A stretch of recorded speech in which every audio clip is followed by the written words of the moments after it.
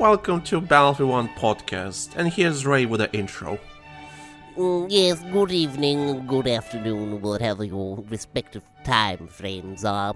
Welcome to the BattlefieldOne Podcast. I am your usual co-host Ray, joined by the one and only Thomas as the primary host for this production.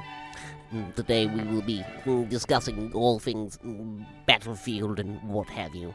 If you like what you are hearing, please leave a like or a thumbs up, whatever your streaming platform allows, and please leave a comment, because the algorithm requires engagement. That having been said, I will now pass the microphone over to Mr. Tom. Thank you, Ray. Thank you. God, so dumb. Anyway, welcome to BattlefieldOne Podcast, where we talk about Battlefield and only Battlefield. And I don't know what that intro was, but we were just having fun. There better be some baller-ass violin music in the background of that, and then all of a sudden, when you cut to your regular voice, just pull a record scratch and just go to the regular fucking podcast music. Just completely jar everything up. Why not? Yeah, welcome to the regular, normal podcast where people talk normally and not like British idiots.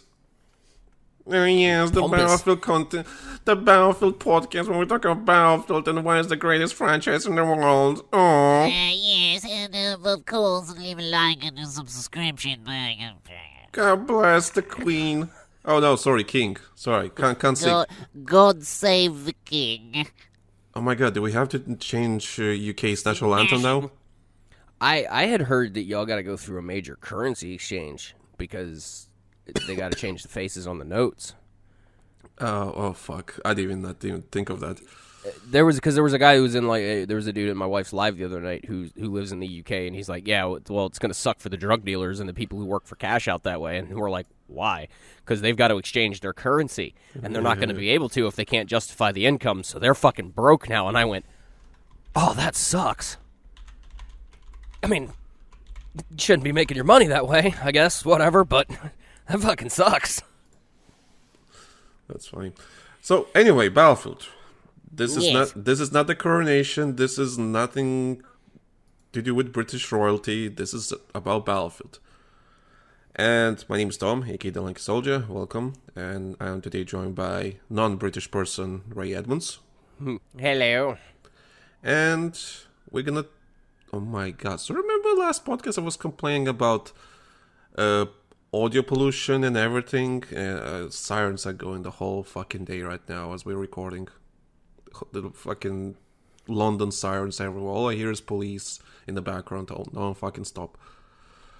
Anyway, so we have a Patreon. If you want to have 1 week early access to this content, to this podcast, you can subscribe to Patreon and get it early. It's literally just $2 a month. So check out, subscribe, and if you want more content that is not only Battlefield, you can get that more. That was $7 subscription. Yeah, $7. I keep forgetting the numbers, and yeah, I keep forgetting the numbers. So and you can get extra content, and yeah, so and that's the best way to support the show. Like literally, the best way. Like not YouTube, not everything. I mean, I'm glad you guys are listening, but if you really want to support the podcast, Patreon is the way to go. But yeah, that's kind of it. And today we're gonna talk about if Battlefield needs a Battle Royale. So, yeah, I know. We're going to hop in a time machine. Oh, we are actually gonna hop on the time machine. So, so let's start with a bit of context here. The only Battle Royale Battlefield ever had was in Battlefield 5, and it was in the middle of when PUBG and Fortnite were doing bonkers. I mean, Fortnite is still doing bonkers, but when it was like Warzone 2, or not even Warzone, just Warzone itself, right? Never existed. Back then it was PUBG and Fortnite. They were kings of, of Battle Royale. And there's so many games, push their Battle Royales out there. It was the new... God, everybody was doing Battle Royale. Yeah, everyone doing Battle Royales. And Battlefield, the way they announced it at E3 or EA Play, whatever you want to say, just so the announcement of the battle royale was so I don't know how to describe it. More like uneventful, like cringe, unplanned. Because I remember, I think the biggest question that was being asked at the time was why. yeah, Why is this even a thing? Why is this even be considered for Battlefield? Because it's not something that Battlefield ever really it needed. It was shoehorned in, and I said it multiple times even back then. Like, this does not feel like it was something that was created for the game. This sounds like something where somebody in production management was like, fucking do the thing at any cost. We don't care. And they did it. And out of the gate, I remember, I played a couple of rounds of it. It wasn't my cup of tea. But then again, Battle Royale games are really not my cup of tea, period. Unless there's, like, squad-based to it. Because, I'm a squad-based player. I'm not really much of a solo player. I can do it, I don't mind it, but I just don't, it's not my cup of tea. If I had an option between operating in a Battle Royale environment with a squad and, by myself, I'm going to go with the squad, period. Point blank, end of story. Just better gameplay in my honest opinion. But, Fire Zone, I believe is what it was called. Firestorm. Firestorm, that's it. It just didn't feel like it was a natural part of the game. It just felt like it was jammed in there. And it was just like, well, let's take the mechanics of the popular Battle Royale games and we'll just, shove it in Battlefield and it'll work. And it didn't. And they kept banging on it and banging on it and banging on it. And when they, to their credit, they were consistent with it and they wanted to make it work. To their credit. But by the time they finally got it working, nobody cared anymore. No, like the Battle Royale trend had long since fucking passed, and nobody cared about it anymore. And then they shut it down. Well, it's not. So it was like, what was the point? Well, when you say shut it down, development got shut down.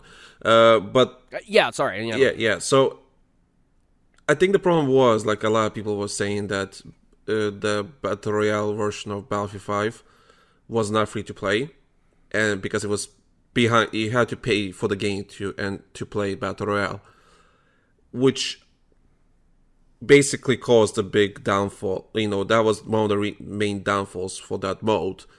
I played it. It wasn't bad.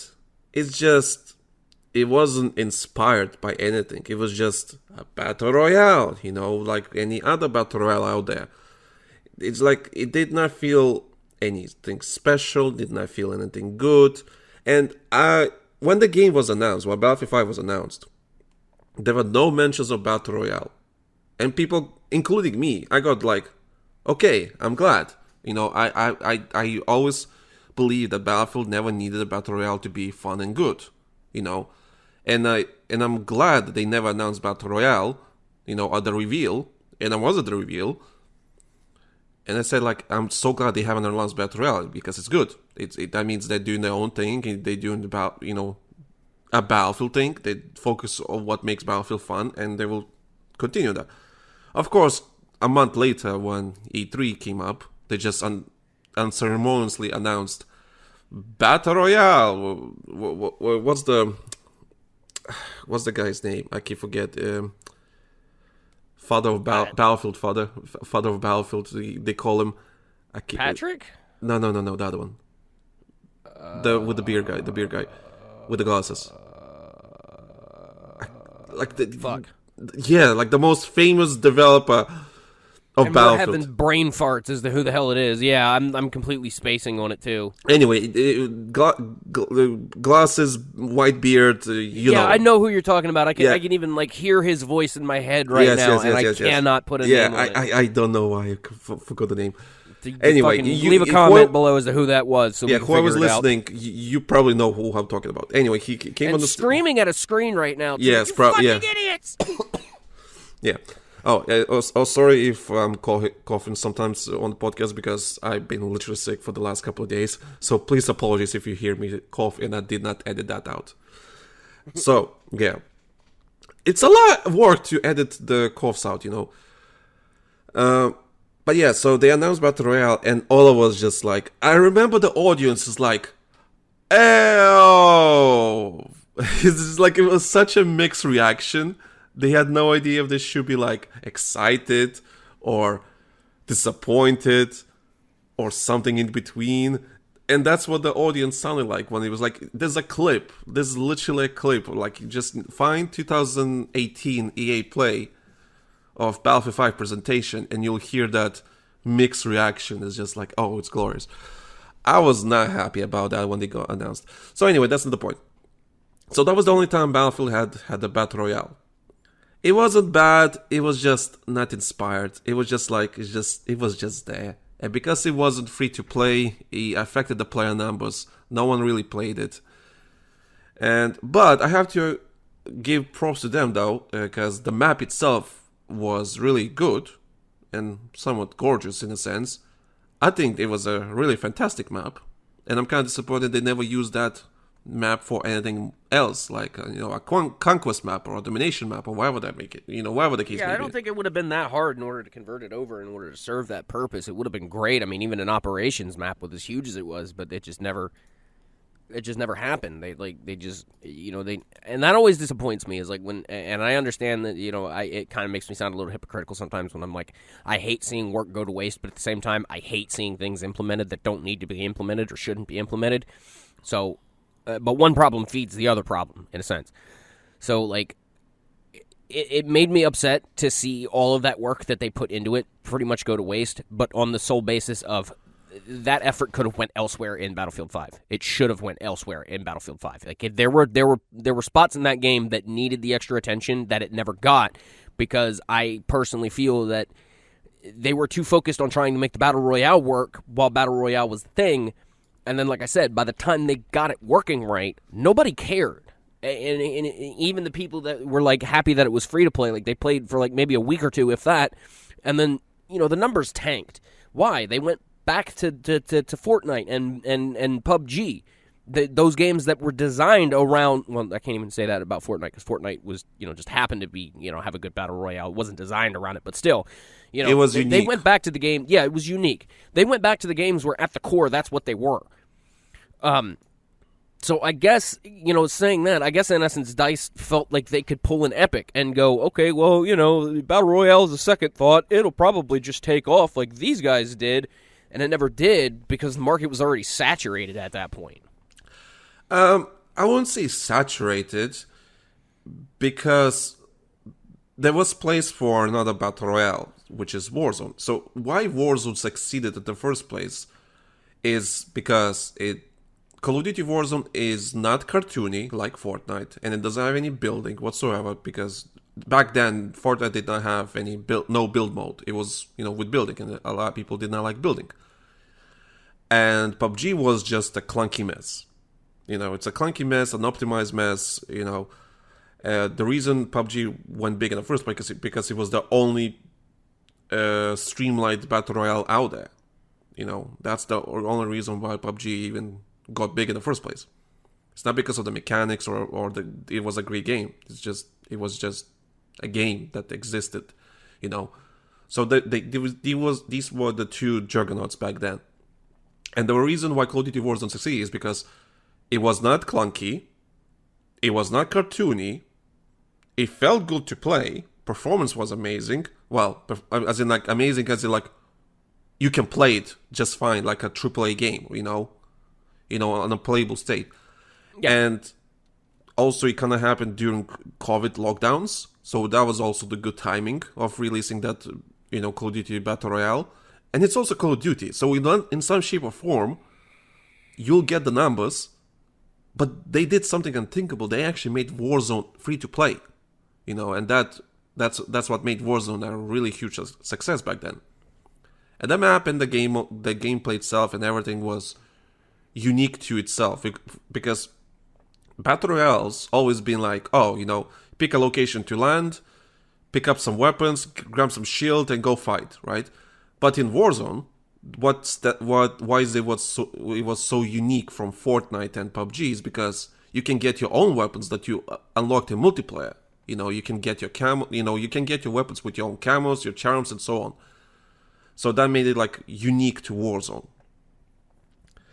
Battlefield, yeah. I guess it kind of made it have its charm. But again, there's a lot of things that were really popular back then, and I hate making it sound like this was 10 some years ago, back in the pandemic days. You know, back in pandemic, yeah. we say that shit, and it feels like it was ages ago when it really wasn't.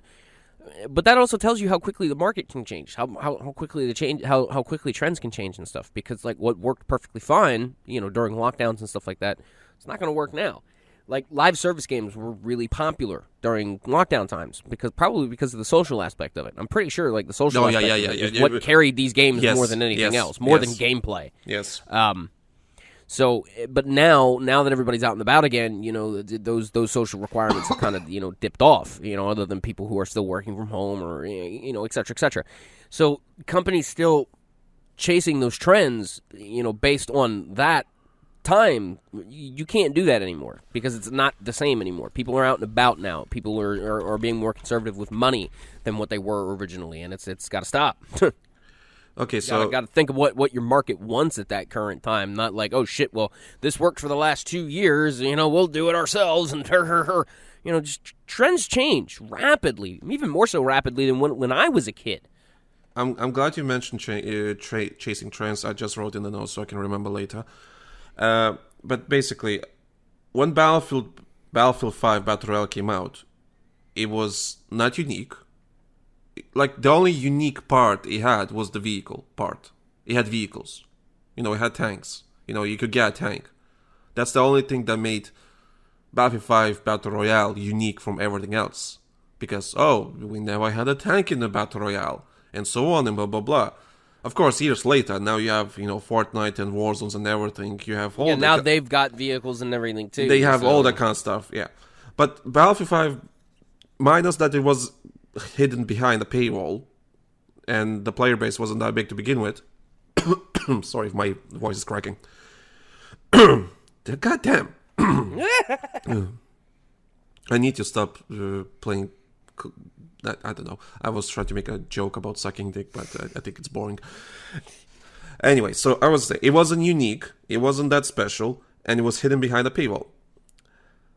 So the reason I wanted us to talk about if Battlefield needs a Battle Royale after that failed attempt with Battlefield 5 and other games doing so well, and the Battle Royale market basically being, at this point, saturated, I guess.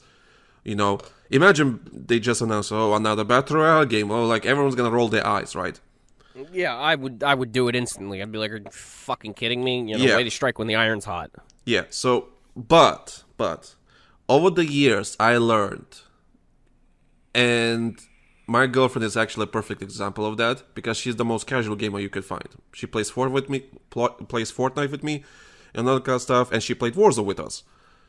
And a lot of people don't play Warzone 2 anymore because of the changes they did to the game. Like, the game is too slow, it kind of became a really typical Battle Royale, even though developers are changing everything to, you know, bring everything back from Warzone 1 to Warzone 2. So the reason what I want to talk about Battle Royale for this episode is because over the years I learned that why people play these games and why they became big in the first place is because of stakes. So for the next Battlefield game, I don't know if it needs to be a Battle Royale or like these days, the new trend is the extraction shooters, you know. If you die, you lose your shit and you have to go back on the server again, you know, try to loot again, because you know how extraction shooters work, right? You spawn. Yeah, I would call it like a rogue shooter, to be honest with you. Yeah, so you spawn, you loot stuff, and you try to extract it. If you die, you lose that shit. Division Dark Zone, basically, you know. Yeah. So that's the new trend these days, extraction shooters. So you have your Escape from Tarkov's. Battlefield 2042 tried to do extraction mode. It wasn't that good. Call of Duty is doing extraction mode right now, which is, it's fine. It's fine. Is it something special? No, but a lot of people like it for a lot of different reasons. So I kind of get it. So these days is the extraction shooter is the new hot trend. But the reason why Battle Royale and extraction shooters are in this, you know, trend, why people are interested in these modes right now, and they're not really interested for, let's say, Call of Duty multiplayer, normal 6-on-6 experience, or whatever that case may be, your simple normal multiplayer. Why arena shooters, why Halo is not doing well whatsoever. And people are crying for Halo to introduce some sort of Battle Royale mode. And the reason people don't maybe need a Battle Royale itself, but they need something that has stakes. So a lot of these modes, all these modes, they have stakes. They have something that makes it important. Last man standing, or extract your loot, otherwise you're gonna lose everything. There's some sort of stakes. There's a reason in order to keep coming back, other than just more content. It's more titled onto progression in itself. And the thing that I was thinking about saying is like this is kind of a problem with AAA chasing a single solitary trend at any and all given times. Like, you made the comment that there's a lot of extraction shooters coming out now. Well, at one point in time it was a lot of looter shooters, and then at one point it was a lot of battle royale shooters. So I mean, it doesn't take. You even just think back to the last 10 years of how rapidly and how much differently the trends changed, and how AAA hammered on that trend, thinking they were going to get a cash cow out of it. And what they wound up doing is saturating genres to the point where nobody cares about them anymore. And you think about it. What's the next trend going to be? Are we going to go back to RTS FPS games? Because there's a game that's revolutionizing that genre that I don't remember what the title is, but it's getting on the point, and we're bringing that back. Or is that going to be the next trend? Are we going to oversaturate the market with FPS real-time strategy games to the point where nobody wants to have anything to do with those until we find the next dead horse in order to beat, and then the next dead horse, and then the next dead horse? And I understand that, them chasing trends is their way of trying to probe the market to make money out of it, because it has to be a money-making business endeavor, period, point blank, end of story. I understand that. I'm not ignorant to that fact of business. What I'm saying is when every bigwig company chases the same trend, they're doing more damage than what they realize. They are pretty much salting. They're salting genres in their own player bases and causing fatigue amongst them.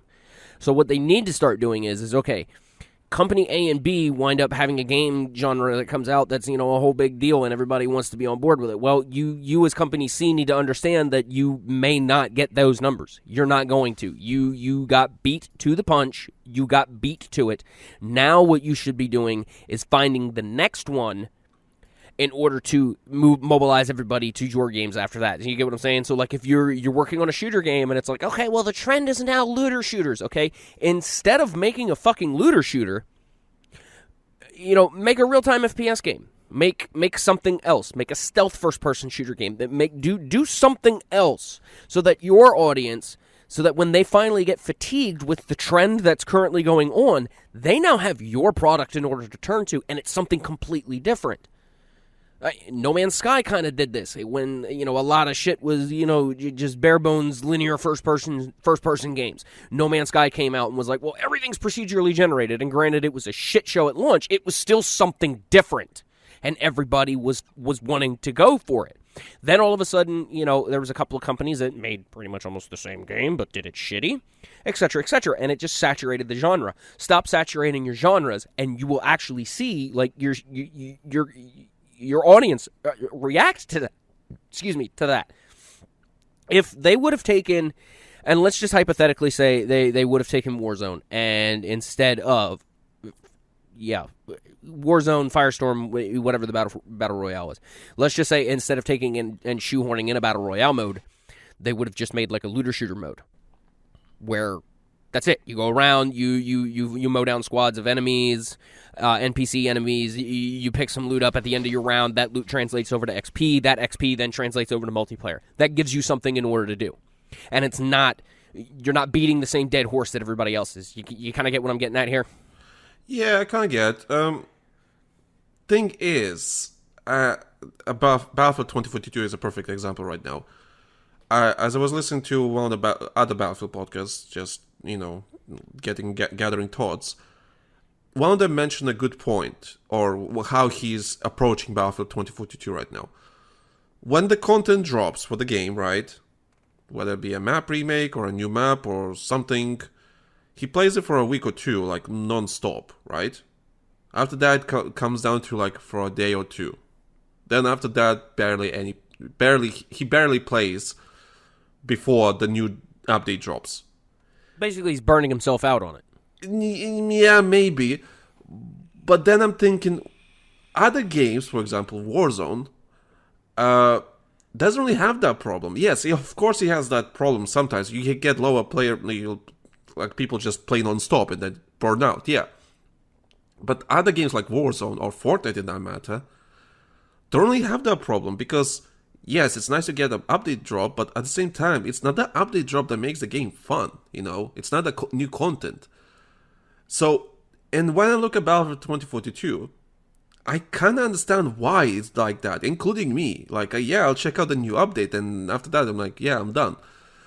And I think it's because as I've been playing a lot of Warzone, I played a lot of Fortnite, I played some other games in that time, and I kind of realized, yeah, like I said, stakes. What you don't play for the content itself, you play for the game that has stakes, wherever those stakes are. For example, I played Call of Duty Modern Warfare 2 multiplayer ranked mode. I try my best to reach Diamond. I'm already Platinum, and I'm doing my best to reach Diamond before the season ends, so I can get those seasonal rewards. I rather play ranked than normal multiplayer, even though it's still multiplayer, but it's more what's the word, competitive, I guess. There's some sort of stakes, something that keeps me going, even though sometimes I'm like, well, I'm not feeling it. But then I remember, well, you're close to Diamond, so might as well okay. There's something that motivates the player, to play, and there's some sort of stakes, for them to to gain something, You're giving them a reason. You're giving them a reason in order to care about the time investment that you're asking out of them. Yes, which is nothing out of the ordinary. You should be rewarding your player for their time, whether it's something in progression, a skin, whatever. You have to, because if you don't give people that reward, or people don't feel like they're being rewarded for the time that they're investing, they're not going to continue to invest time in it. Period. Point blank. End of story. I don't care how great your game looks, or how great the gameplay is, or how smooth the shooting is. And I mean, yes, you're going to have niche people that are just not going to give a crap about stuff like that. But that's not what your bulk audience is going to be like. You know what I mean? They're going to look at that and go, this has already been done 50 million times. I'm not getting anything out of it. I'm going to sink 20 hours into this game, and then I'm bored with it. I'm so glad you mentioned that, because people say, oh, we just need a good game. And I'm sorry, good game doesn't do it anymore. It doesn't do it. It just does not do it. You might have the greatest game, the greatest FPS shooter, out there. If it doesn't have some sort of progression or something to go for, people will get bored of it really quickly. They don't play for fun anymore, which I understand where that's coming from. Because, yes, I'll have my fun for a little bit, but at the end of the day, it's just a video game. What's there to play for? And I'm not saying that's a good thing or a bad thing. I'm just saying that the people expect something to go for as they play on, not just for fun. Playing for fun is not a thing anymore these days. No, you've got to. I mean, there are some games that you can continue to play for fun. Don't get me wrong, but they're not going to be the huge time sinks that some of these companies, like I think some of these companies want. You're not going to get it. Because if there's, like you said, if there's no stakes, if there's no reason for me to keep coming back, sorry kids, I ain't going to keep coming back. I mean, I don't care how great the gameplay is. If you're not making me feel like my time invested is giving me something out of it besides just enjoyment, which, I understand that at its core. That's what video games are for, is to just be enjoyed. Cool, man, great. But my problem with that is it's like, back in the day, and this is the fun thing, like, video games weren't always like this. Like, your reward for completing a game was the fact that you completed the game and you would have those bragging rights. Today, those quote-unquote bragging rights are, something else. It's, I've got this skin, or I've got this weapon, or I've got this perk, or I've got this and that and this and that. And, That's your reward and your bragging point these days. You go, if you don't give your player that, they're not going to come back. It's just period, point blank, end of story. It's like a restaurant that has, great atmosphere and everything looks fine and but if the food is crap, nobody's going to come back. And what you're missing is good food. You know what I mean? Yeah. So for the next Battlefield game, well, wait. Going back on 2042, I personally just don't care. No matter how much I love Conquest, no matter how much I love some other game mode, we kind of reached that point where winning and losing doesn't mean shit, in a Battlefield game. Sorry. So, yeah, sorry, just my throat. And yeah, when I play Battlefield, I'm like, I don't really care if I lose or win the game. Yeah, okay, I had my fun and that's it. I don't think that, there's a reason why arena shooters are not that big anymore. No, because it's just like, yeah, it doesn't matter if you win or lose. That's the thing. It's something there's no stakes, and people finally take, they experienced, with all these different games, what it means to be, to be on the top, chasing, that dopamine rush and be the last man standing, or extracting your loot, fighting other players for that loot. There's something there, and people tasted what it means, and they want more of that. And regarding Battlefield 2042, yeah, Conquest is nice. I love Conquest. The Conquest is my favorite mode. Not perfect, but it's still an amazing game mode. Or for example, Rush or whatever. Yeah, I might win or lose the game. I'll get sad, for 2 seconds, oh, we lost. Oh well. And then move on. It doesn't have any meaning to me as a player, and I'm pretty sure it doesn't have any meaning to any other players. Yeah, someone's gonna get mad. Oh, guys, can you do something? Can we please win the game and so on and blah blah blah. But at the grand scale, who cares? So, and for the next Battlefield game, I have a feeling they have to actually. They just have to. I really don't think Battlefield the next Battlefield game just being a good Battlefield game is enough to carry the game. Yeah, I'm more than welcome to take a really great Battlefield game after Battlefield 2042 disaster. Duh, of course. But I'm just realizing that it might not be a battle royale. It might be not be an extraction shooter. But it needs something to make the stakes high in some shape or form. What if it's Conquest, right? But, imagine, it's a ranked mode. From the get-go, ranked mode. It's just every public game is a ranked mode. Imagine how people would, oh shit, this will affect my rank. I actually need to play good and win this game.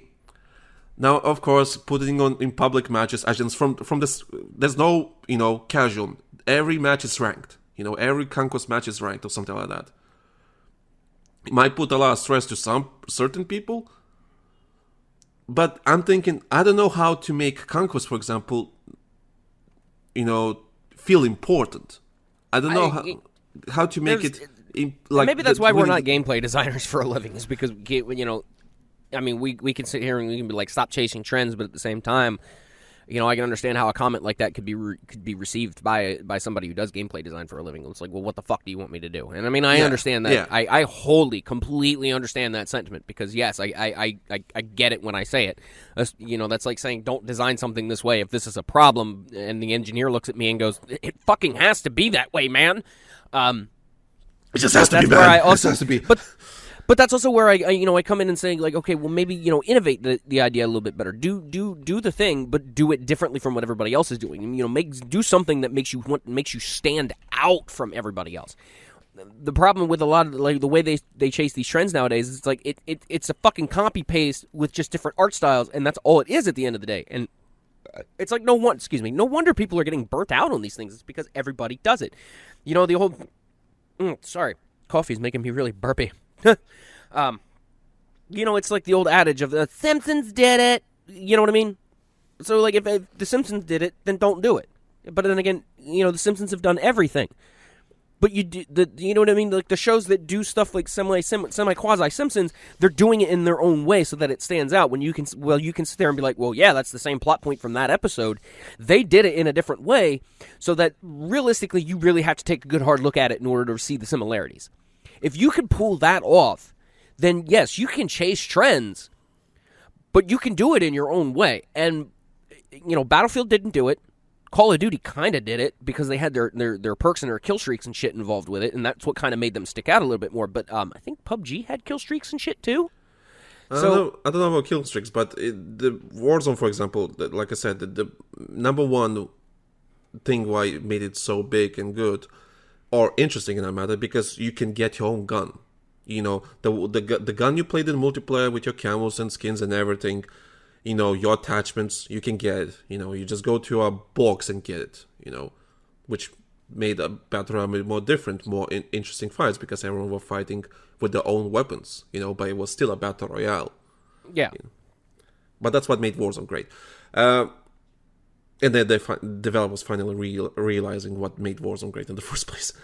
But yeah, I just don't know. Like, you need some sort of stakes in the next Battlefield game. For example, it's Conquest, right? But it's like Battle Royale Conquest, if that makes any sense. I don't know how that would make sense. Like, you capture flags, and whoever captures more flags wins the game. Squads, I don't know. I could honestly see, like, here's kind of like my little personal idea that I kind of came up with. Like, when you capture a point, you get certain perks out of it. Kind of like how Commander mode worked with Battlefield 4. Yeah. Like, if you wanted the airstrike or the carrier launched missile, whatever the fuck it was called, I can't remember. If you wanted that, yeah, that's it. You had to direct your squads in order to capture that point so that you could have that perk. Do something like that in a conquest environment where it's like, okay, Battlefield kind of does it where, if you capture a certain point, you have access to vehicles that will spawn there, et cetera, et cetera. And that's cool. But, like, add perks and stuff into that as well. Like, okay, you capture, you capture a radio station. Therefore, you can now, like, connect to a satellite relay and you can get, like, UAV support constantly or UAV within a certain zone of that point. Do stuff like that. That would set Conquest out and in on its own. You only have access to certain heavier weaponry and shit like that, or explosives, okay? You take an ammunition depot over as a point. Now your whole team has access to an extra set of guns or an extra set of explosives or gadgets or whatever. Do stuff like that. That would, change and mix up Conquest enough that I would feel it would be, like, really fresh. Because then that gives you a reason to tackle a point besides just points. You know what I mean? Yeah. I'm also was, like, thinking maybe we don't know what the next game is, but maybe I'm thinking how outside the game, like, you have some stakes outside the game. So let's say you win the game and you get, like, a special skin or something like that. Or you can choose which faction you want to represent more, and if you win more games on that faction, you get something and the other players don't, or something. I don't know. You get an extra set of skins, or you get, like, uniform camouflages and stuff like that. Stuff that's not going to completely, like, impact the gameplay so much on that regard, as it just gives you, like, a medal in order to pin on your chest, as it were. Stuff like that. That would make me continue to want to come back, because one big complaint I do have about Battlefield is it's I don't care what color paint you put on it, it's the same vehicle inside and out damn near. It's you fight for your progression, you kill for your progression, and that's about all you get as far as progression went. Now, when Battlefield 4 put the assignments and shit out, I actually hailed that. As much as people hated it, I hailed it because I thought it was great. That just means that now, like, I can progress how I want to see fit. Like, if I want to jump into a map and I want to work specifically towards getting that progression done, I can do that while playing the game at the same time, and I know I'm working for something on the back end of that. If it were just, you pop in and you have these challenges and all you get is extra XP out of it, I'm not going to care. Because I could farm that XP. Oh yeah. Just XP playing the game. XP doesn't mean shit anymore these days. It's just like it's a useless currency these days, and they need to stop thinking that is the end all be all thing. It's not. I mean, even have a special currency that you can earn from taking certain points and holding them for so long that you can use as an exchange in order to get other stuff. That adds the stakes to it. But here's the deal: if you don't win the match, you don't get that collected stuff. So that gives you more of an incentive in order to actually want to not only compete but win the match as well. So I take a couple of points. My team, we've got a lot of extra currency, quote unquote, or whatever what it is. But if we don't win that match, all that currency goes bye bye. The winning team is what gets that, and that I could see that making things a little bit more on the fresh side. Although I do have to ask, let's say it has a battle royale. What would make it different from every other battle royale out there? What would they need to do to make a battle royale interesting in the Battlefield universe, in that matter, regardless of the setting? That's a good question. Because I can't really see anything. The only thing that comes to my mind is vehicles. Yeah. And even then, again, we've already gone over it. There's been battle royale games that have done it already. Yeah, there's, I shit you not, Fortnite had tanks.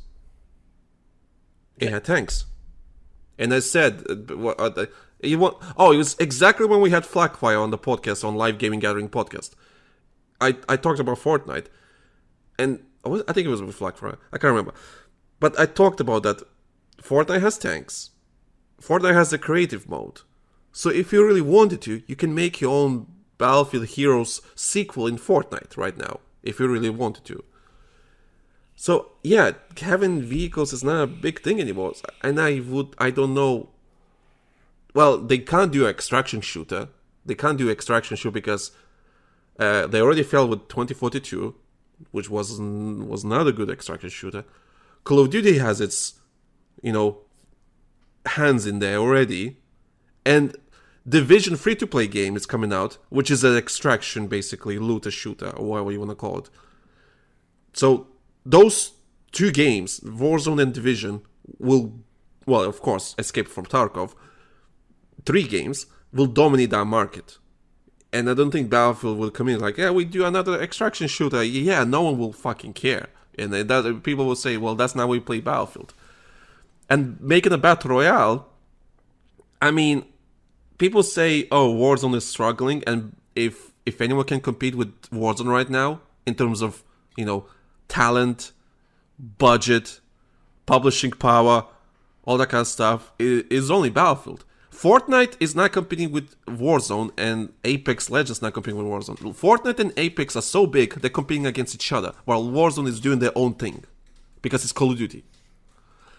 So Battlefield's the only franchise, basically, with enough power to compete against Warzone and make something different and, steal some of that player base. But I don't know how different you can be, or how much...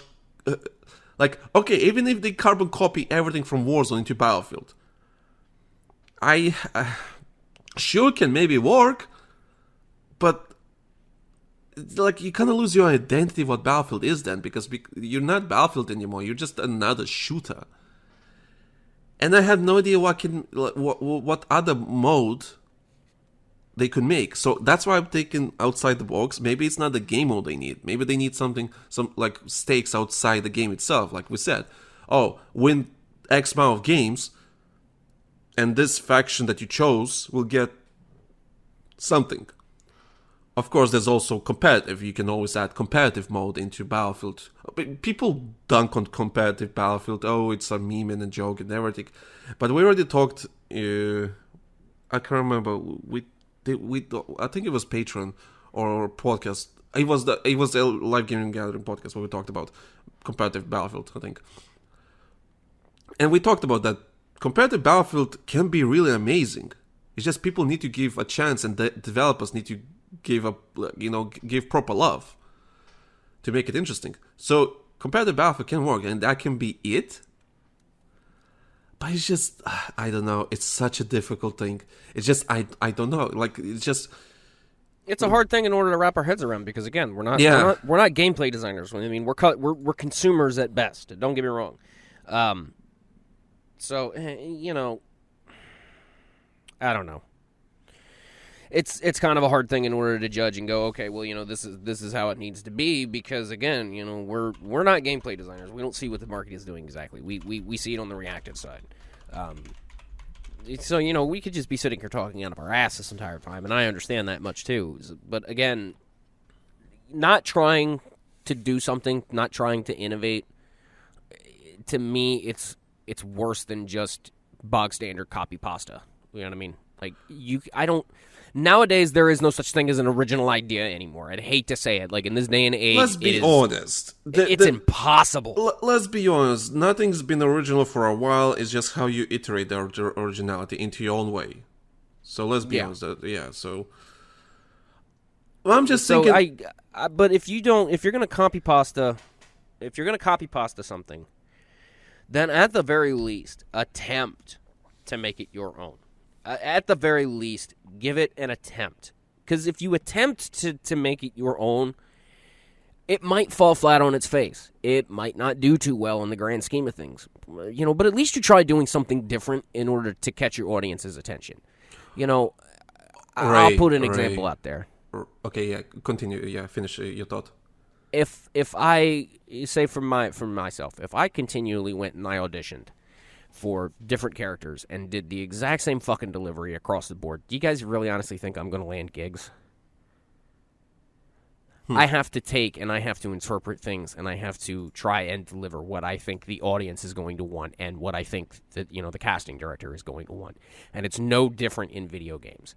Yes, I can do a discount Professor Farnsworth as a goofy scientist, but I have to put my spin on it because otherwise all I'm doing is Professor Farnsworth. You guys kind of get what I'm getting at here. If you're going to do a battle royale, or you're going to do a looter shooter, or you're going to do a genre, and you're going to do it within a game scope that already has an established genre, then you need to do something to make yourself stand out. Otherwise, you're literally everybody else.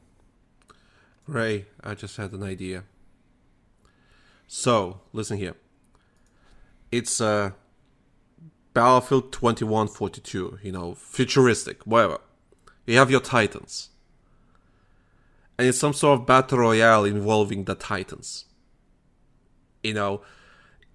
Just like Last Man Squad or something like that has to destroy a Titan, or you can use the Titans, or something like that. I don't know. Something with Titans. Like, I realized Battlefield always is about grand-scale warfare, right? Combined warfare. So why is there some sort of battle royale mode where people can choose either be a tanker, jets, vehicles, and you have these Titans, or something like that. And you win the game by destroying the Titans, Titan mode, but something more with more stakes. Maybe you have 3 lives or something like that. I don't know. But imagine some sort of battle royale where you can actually have your vehicles, have your jets, and have Titans. I don't know, but it's something in my head that's just that is unique enough to be different from Warzone and other battle royales, and it has its own in that Battlefield spin because it's based on a context and based on something, like we talked about the previous podcast, established, what I call it?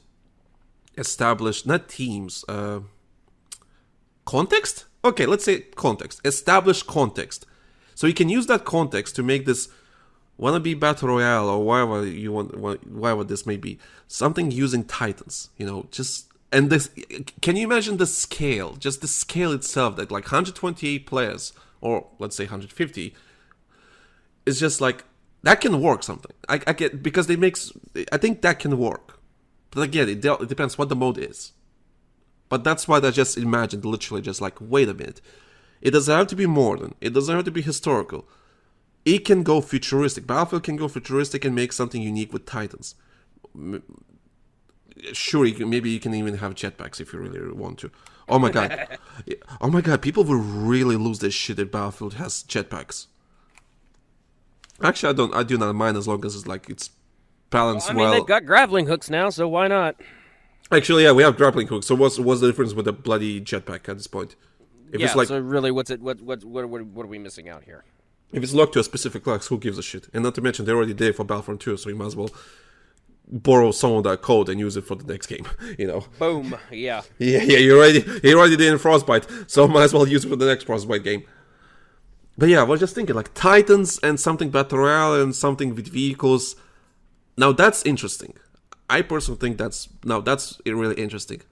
Granted, I don't know what kind of game that will be and what the stakes will be, but yeah, just people these days, they need stakes, and my girlfriend is perfect. Like, even if she doesn't go with, if we don't go for the win in, like in Fortnite or whatever, we do have some sort of challenge, a quest or something like that unlocks us, that makes it easier to unlock our battle pass or whatever. There's still something to do, and I think that was the problem with that is the problem with Warzone right now. They're trying to be like Fortnite because they see what Fortnite is doing, and people basically, the reason why people play Fortnite these days is not because being the last man standing, but you have something to do in the middle of the game. If you don't want to go for the win, you can do some quest, you can do something else. There's something to do, and a lot of battle royales suffer from that mid-game boredom. Let's say that mid-game itch. Yes. So let's say you land in somewhere in some hot spot in Battle Royale, you kill some players, and what are you gonna do until the last circle or two? Do we go to this direction? Do we go that direction? Looking for players, whatever the case may be. There's a lot of Battle Royales that have really quiet mid game that there's nothing happening. And people really pretty much all like, you're doing is surviving. That's about yeah, it. and next thing you know, you get sniped from the back or from some guy coming in the bush. Over. Yeah, so something like that. So I get that.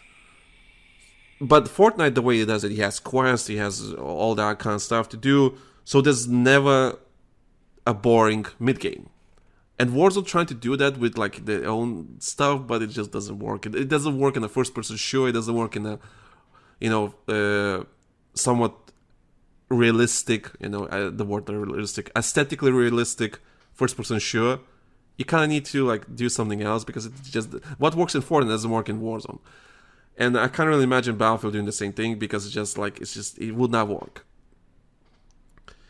No, but yeah, I don't know. I actually don't know. I just know that the next Battlefield game needs some sort of mode where stakes are important. Yeah, but the thing is it's like I said, it's finding that they've got to figure out a way in order to find that stake and make it so that the player base actually cares, and it's not a very easy thing in order to do. I wholly understand that, but at the same time, like it's chase your trends by all means, chase what the market wants. That's that's a good business, but like I've said multiple times throughout this, you've got to do it in your own way. You have to make yourself stand out from the crowd because then all you're doing is just becoming the crowd. So. You can't complain because things aren't selling or doing well if all you're doing is what everybody else is doing. I mean, that's just all there is to it, kids. Yeah.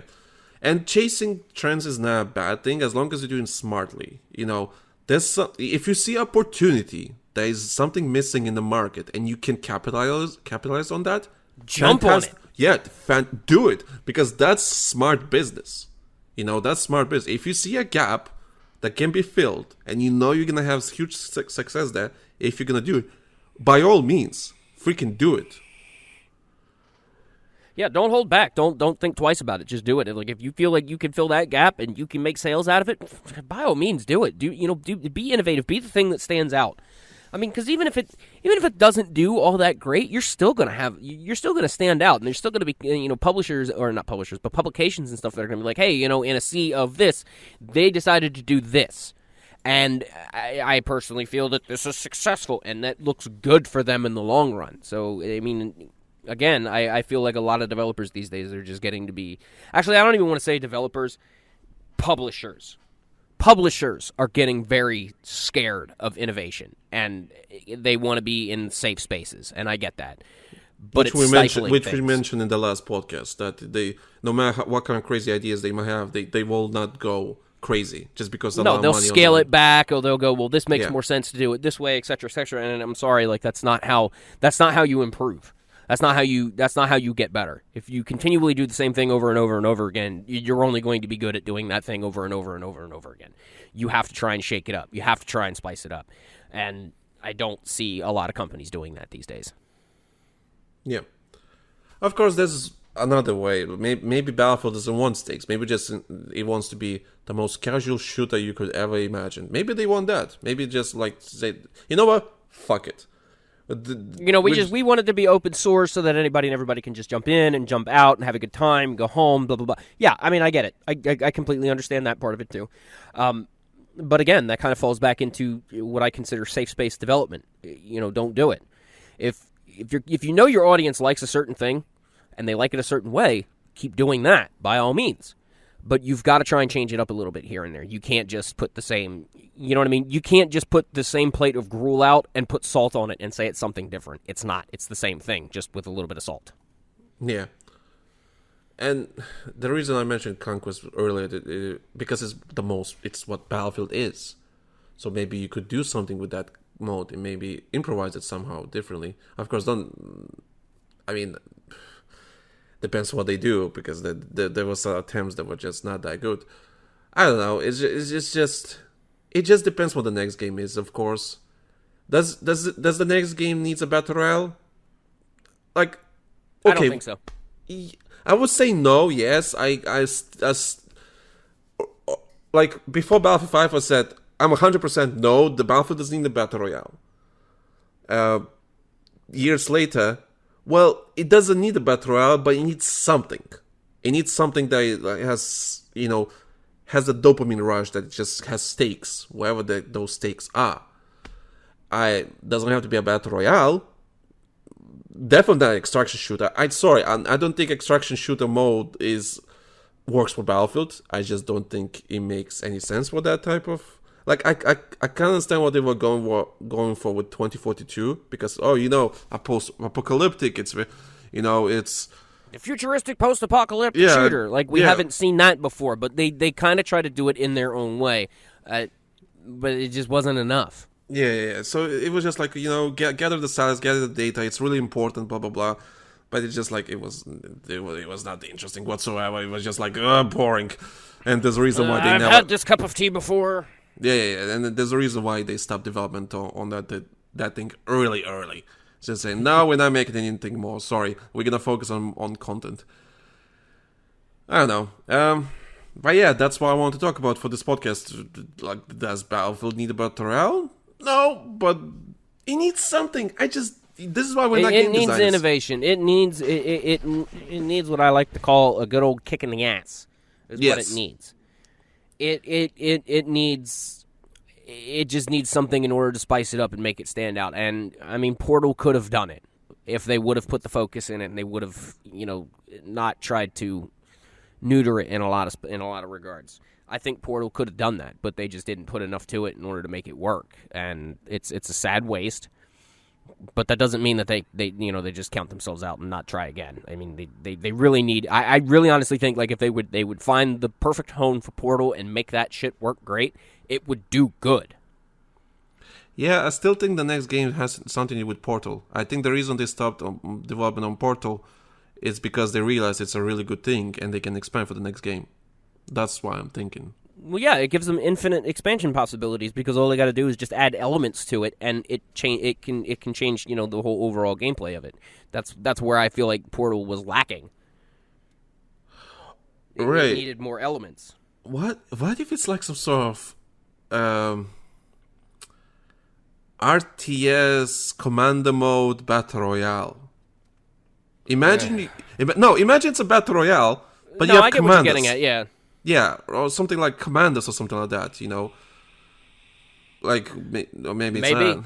I could see them, bringing Commander back. I kind of wish they would have done that with 2042 and just kind of revamped the whole thing, because, I mean, I liked the Commander aspect of it. I liked the fact that, it gave somebody else a different role and gave you an extra layer of support. I was kind of upset when, it's not that they dropped support for it, but, I mean, you just have to play it on PC now if you want to fire that up and do that in Battlefield 4. You can't do that from your tablet or your phone like you used to be able to. I mean, which that in of itself was pretty freaking innovative. I don't give a damn. I could sit on my toilet and, hop in and help out a Battlefield 4 match and, yeah, whatever. That was kind of cool. But the fact is it just... I don't know. It fell short where it needed to, where it shouldn't have, and I think that's part of the reason why, it just wasn't the best in the world. So, yeah. I don't know. But yeah, that's what I want to discuss with this podcast. I'm pretty sure we kind of destroyed this topic to every last atom. I don't know what else to say. It's just I like, don't either. yeah, it's just like it needs something. I just don't know what, and that's why we're not gameplay designers. But damn, the next game is gonna have a lot. Oh boy, it's gonna have a lot of problems regarding that. Just like, Yeah. so good luck to the developers, because damn, you're gonna need all of it. But yeah, that's kind of it that we would just want to discuss. And whoever's listening to the podcast right now, whether you be early access on Patreon or on Spotify or iTunes, whatever, please let us know. Whether it be privately or somewhere in Reddit or something like that, just, mention something just to see what people think. I'm really curious. And yeah, that's kind of it. And that's I really want to talk about is that because I just want to explore, see what we think about it. We both reluctant on a battle royale because like, oh god, another battle royale. Who fucking cares? But yeah, it's just that type of gaming market. It just people experience that dopamine rush, and what else you can do to experience that dopamine rush in a different game? Yeah. People don't really play for fun anymore, which is good or bad in whatever you may think about that. But yeah, that's kind of it. So, Ray, you want to do an outro? No, I did the intro. It's your turn. Okay, fine. So, thank you guys for listening for Battlefield 1 podcast. Follow us on Spotify, iTunes. Leave a rating, because if you leave a rating, it helps the other people to discover the podcast. It helps us out. Check out Patreon for early access for the podcast and extra content that we do for Live Game Gathering podcasts and the Lanky Soldier channel. And yeah, thank you guys for listening. Thank you guys for your time. Leave us feedback as usual. Follow us on our socials. And yeah, that's gonna it. Thank you guys for listening, and we'll see you on the battlefield. Good night, everybody.